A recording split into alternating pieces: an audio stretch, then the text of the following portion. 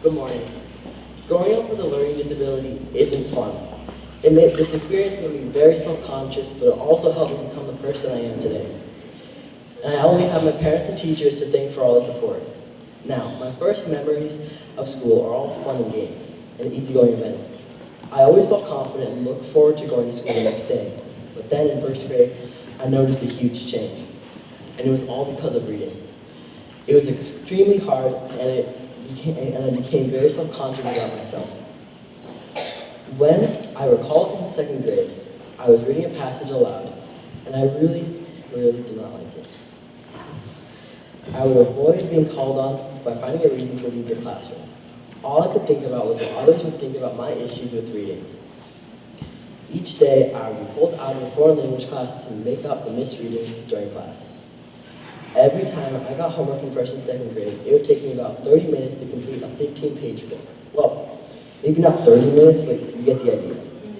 When I was first diagnosed with dyslexia, at the end of second grade, it was awful because it meant I would have to have a 45 to an hour minute session of tutoring each day.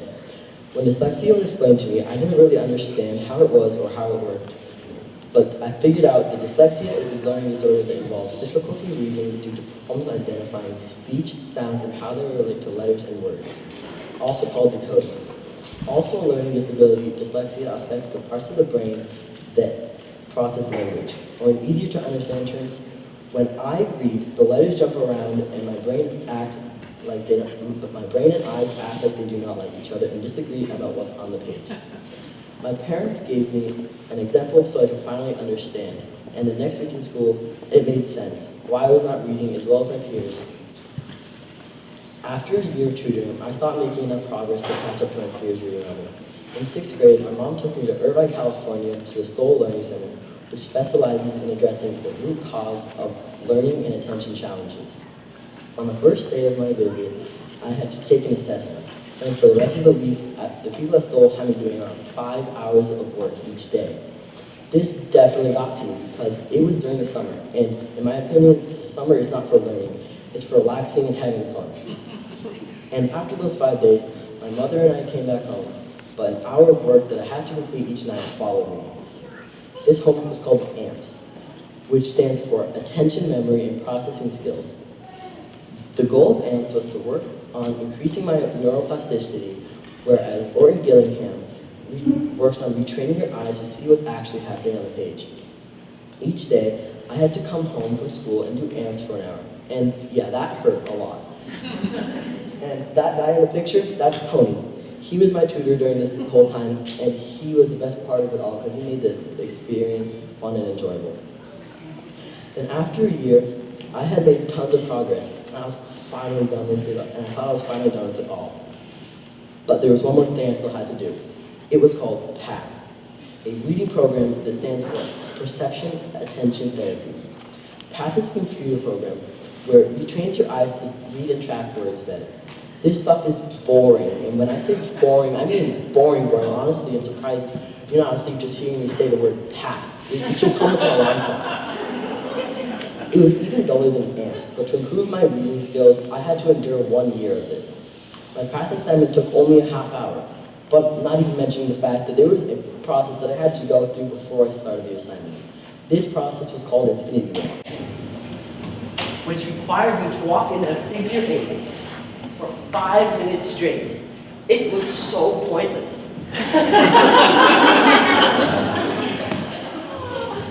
And the reason for those walks were to help my brain connect better on both sides.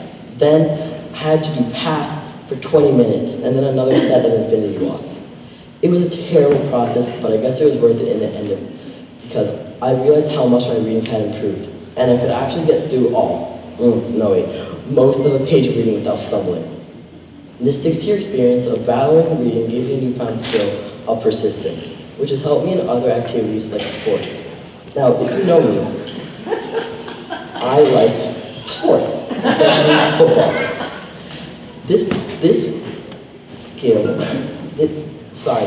I said this is hard for me, and it is very hard for me.